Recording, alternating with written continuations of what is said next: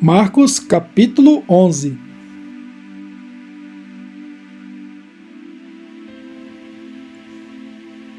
E logo que se aproximaram de Jerusalém, de Betfagé e de Betânia, junto do Monte das Oliveiras, enviou 2 dos seus discípulos e disse-lhes: Ide à aldeia que está defronte de vós, e logo que ali entrardes, encontrareis preso um jumentinho, sobre o qual ainda não montou homem algum. Soltai-o e trazei-mo. E se alguém vos disser: Por que fazeis isso? Dizei-lhe que o Senhor precisa dele, e logo o deixará trazer para aqui. E foram, e encontraram o jumentinho preso fora da porta, entre 2 caminhos, e o soltaram. E alguns dos que ali estavam lhe disseram: Que fazeis, soltando o jumentinho? Eles, porém, disseram-lhes como Jesus lhes tinha mandado, e deixaram-nos ir. E levaram o jumentinho a Jesus, e lançaram sobre ele as suas vestes, e assentou-se sobre ele. E muitos estendiam as suas vestes pelo caminho, e outros cortavam ramos das árvores, e os espalhavam pelo caminho. E aqueles que iam adiante e os que seguiam, clamavam dizendo: Hosana, bendito o que vem em nome do Senhor. Bendito o reino do nosso pai Davi, que vem em nome do Senhor. Hosana nas alturas. E Jesus entrou em Jerusalém, no templo, e tendo visto tudo em redor, como fosse já tarde, saiu para Betânia com os 12. E no dia seguinte, quando saíram de Betânia, teve fome. E vendo de longe uma figueira que tinha folhas, foi ver se nela acharia alguma coisa. E chegando a ela, não achou senão folhas, porque não era tempo de figos. E Jesus falando, disse-lhe: Nunca mais coma alguém fruto de ti, para sempre. E os seus discípulos ouviram isto.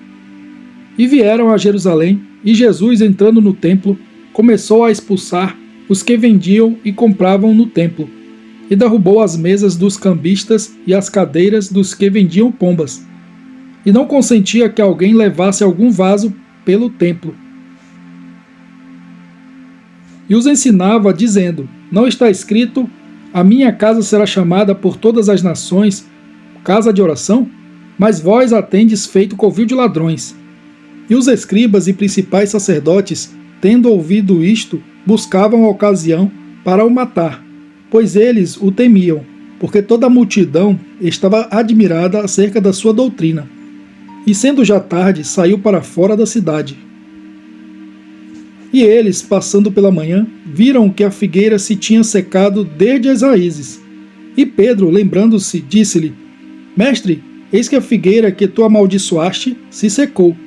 E Jesus respondendo, disse-lhes: Tende fé em Deus, porque em verdade vos digo que qualquer que disser a este monte: Ergue-te e lança-te no mar, e não duvidar em seu coração, mas crer que se fará aquilo que diz, tudo o que disser lhe será feito. Por isso vos digo que todas as coisas que pedirdes, orando, crede receber, e tê-las-eis. E quando estiverdes orando, perdoai, se tendes alguma coisa contra alguém, para que vosso Pai, que está nos céus, vos perdoe as vossas ofensas. Mas se vós não perdoardes, também vosso Pai, que está nos céus, vos não perdoará as vossas ofensas. E tornaram a Jerusalém, e andando ele pelo templo, os principais sacerdotes e os escribas e os anciãos se aproximaram dele, e lhe disseram: Com que autoridade fazes tu estas coisas? Ou quem te deu tal autoridade para fazer estas coisas? Mas Jesus respondendo disse-lhes: Também eu vos perguntarei uma coisa, e respondei-me, e então vos direi com que autoridade faço estas coisas. O batismo de João era do céu ou dos homens? Respondei-me. E eles arrazoavam entre si, dizendo: Se dissermos do céu, ele nos dirá: Então por que o não crestes? Se porém dissermos dos homens, tememos o povo, porque todos sustentavam que João verdadeiramente era profeta. E respondendo, disseram a Jesus: Não sabemos. E Jesus lhes replicou: Também eu vos não direi com que autoridade faço estas coisas. Marcos capítulo 12.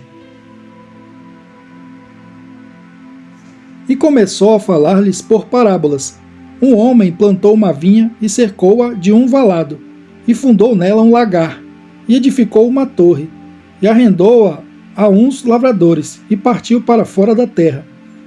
E chegado o tempo, mandou um servo aos lavradores para que recebesse dos lavradores do fruto da vinha. Mas estes, apoderando-se dele, o feriram e o mandaram embora vazio. E tornou a enviar-lhes outro servo, e eles, apedrejando-o, o feriram na cabeça e o mandaram embora, tendo-o afrontado. E tornou a enviar-lhes outro, e a este mataram. E a outros muitos, dos quais a uns feriram e a outros mataram. Tendo ele, pois, ainda um seu filho amado, enviou-o também a estes por derradeiro, dizendo: ao menos terão respeito ao meu filho. Mas aqueles lavradores disseram entre si: este é o herdeiro. Vamos, matemo-lo e a herança será nossa. E pegando dele, o mataram e o lançaram fora da vinha. Que fará, pois, o senhor da vinha? Virá e destruirá os lavradores e dará a vinha a outros.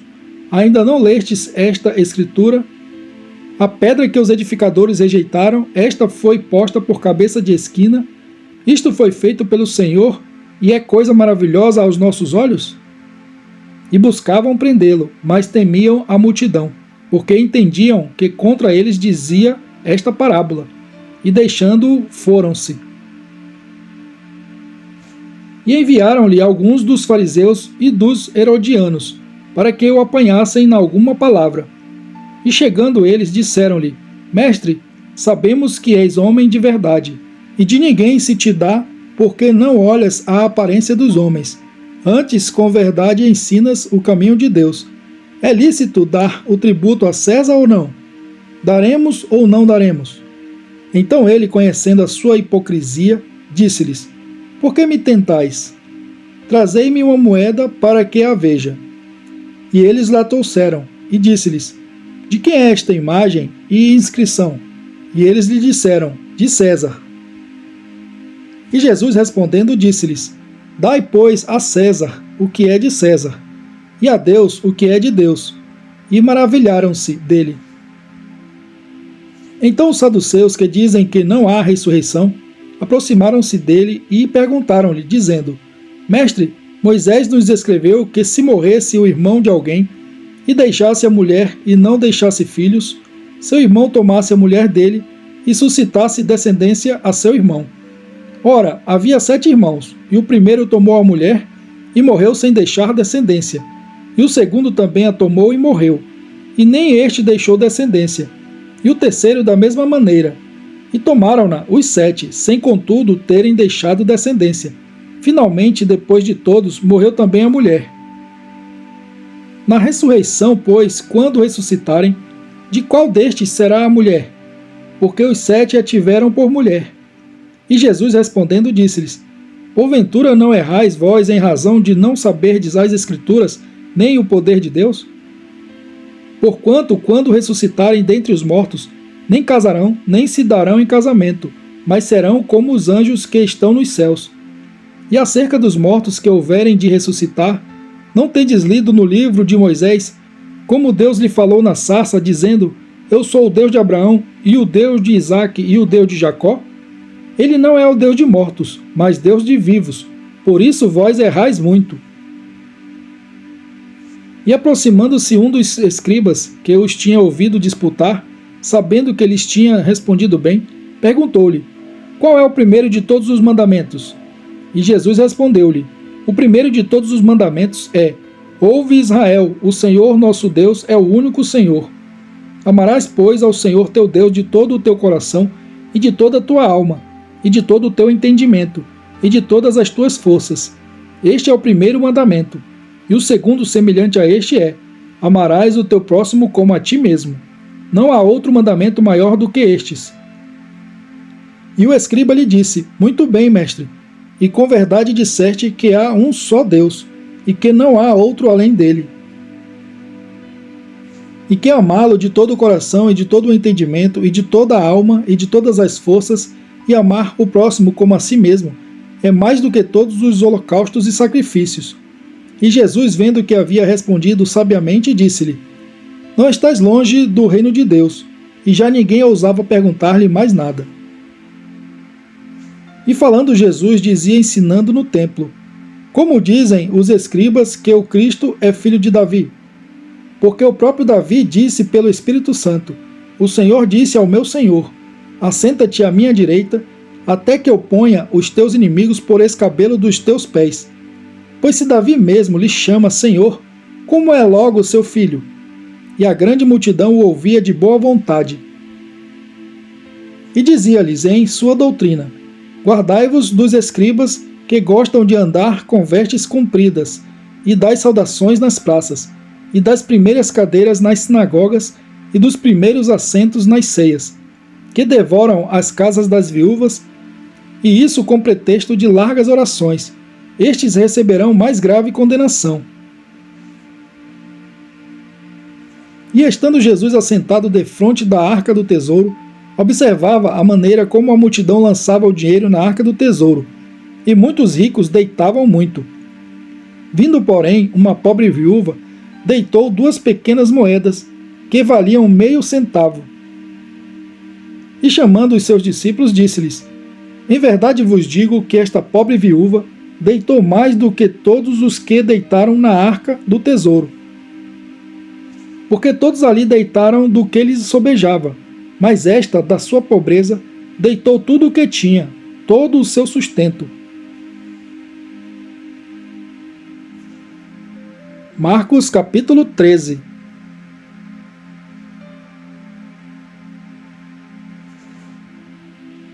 E saindo ele do templo, disse-lhe um dos seus discípulos: Mestre, olha que pedras e que edifícios! E respondendo Jesus, disse-lhe: Vês estes grandes edifícios? Não ficará pedra sobre pedra que não seja derrubada. E assentando-se ele no Monte das Oliveiras, defronte do templo, Pedro e Tiago e João e André lhe perguntaram em particular: Dize-nos quando serão essas coisas, e que sinal haverá quando todas elas estiverem para se cumprir? E Jesus respondendo-lhes começou a dizer: Olhai que ninguém vos engane, porque muitos virão em meu nome dizendo: Eu sou o Cristo, e enganarão a muitos. E quando ouvirdes de guerras e de rumores de guerras, não vos perturbeis, porque assim deve acontecer, mas ainda não será o fim. Porque se levantará nação contra nação, e reino contra reino, e haverá terremotos em diversos lugares, e haverá fomes e tribulações. Estas coisas são os princípios das dores. Mas olhai por vós mesmos, porque vos entregarão aos concílios e às sinagogas, e sereis açoitados, e sereis apresentados perante presidentes e reis, por amor de mim, para lhes servir de testemunho. Mas importa que o evangelho seja primeiramente pregado entre todas as nações. Quando, pois, vos conduzirem e vos entregarem, não estejais ansiosos de antemão pelo que haver de dizer, nem premediteis, mas o que vos for dado naquela hora, isso falai, porque não sois vós os que falais, mas o Espírito Santo. E o irmão entregará à morte o irmão, e o pai o filho, e levantar-se-ão os filhos contra os pais, e os farão morrer. E sereis odiados por todos por causa do meu nome, mas quem perseverar até ao fim, esse será salvo. Ora, quando vós virdes a abominação do assolamento, que foi predita por Daniel, o profeta, estando aonde não deve estar, quem lê entenda. Então os que estiverem na Judéia fujam para os montes, e o que estiver sobre o telhado não desça para casa, nem entre a tomar coisa alguma de sua casa, e o que estiver no campo não volte atrás, para tomar as suas vestes. Mas ai das grávidas e das que criarem naqueles dias. Orai, pois, para que a vossa fuga não suceda no inverno, porque naqueles dias haverá uma aflição tal, qual nunca houve desde o princípio da criação, que Deus criou, até agora, nem jamais haverá. E se o Senhor não abreviasse aqueles dias, nenhuma carne se salvaria, mas por causa dos eleitos que escolheu, abreviou aqueles dias. E então, se alguém vos disser, eis aqui o Cristo, ou ei-lo ali, não acrediteis, porque se levantarão falsos cristos e falsos profetas, e farão sinais e prodígios para enganarem, se for possível, até os escolhidos. Mas vós vede, eis que de antemão vos tenho dito tudo. Ora, naqueles dias, depois daquela aflição, o sol se escurecerá e a lua não dará a sua luz, e as estrelas cairão do céu, e as forças que estão nos céus serão abaladas. E então verão vir o Filho do Homem nas nuvens, com grande poder e glória. E ele enviará os seus anjos e ajuntará os seus escolhidos desde os quatro ventos da extremidade da terra até a extremidade do céu. Aprendei, pois, a parábola da figueira. Quando já o seu ramo se torna tenro e brota folhas, bem sabeis que já está próximo o verão. Assim também vós, quando virdes sucederem estas coisas, sabei que já está perto as portas. Na verdade vos digo que não passará esta geração sem que todas estas coisas aconteçam. Passará o céu e a terra, mas as minhas palavras não passarão. Mas daquele dia e hora ninguém sabe, nem os anjos que estão no céu, nem o Filho, senão o Pai. Olhai, vigiai e orai, porque não sabeis quando será o tempo. É como um homem que, partindo para fora da terra, deixou a sua casa e deu autoridade aos seus servos, e a cada um a sua obra, e mandou ao porteiro que vigiasse. Vigiai, pois, porque não sabeis quando virá o Senhor da casa, se à tarde, se à meia-noite, se ao cantar do galo, se pela manhã, para que vindo de improviso não vos ache dormindo. E as coisas que vos digo, digo-as a todos, vigiai.